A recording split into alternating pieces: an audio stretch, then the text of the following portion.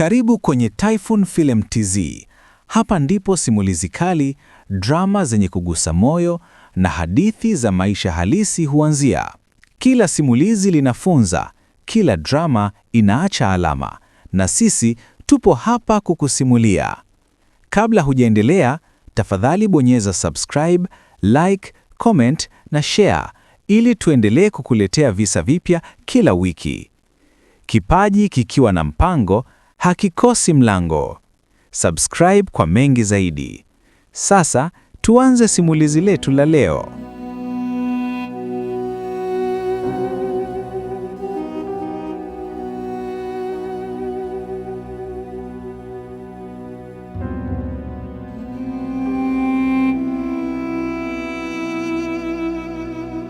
Hebu kaa karibu ndugu yangu, nikusimulie hadithi ya kweli, hadithi ya shujaa mmoja wa kweli kutoka milima ya Iringa.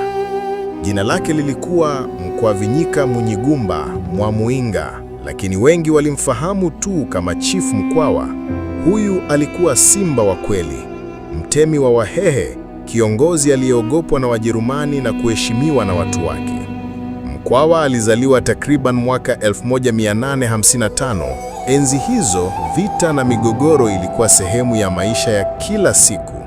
Baba yake Munyigumba alikuwa kiongozi wa nguvu, lakini alipoaga dunia mwaka 1879, Mkwawa akiwa bado kijana alichukua usukani wa ukoo na ukoo wake wa Wahehe.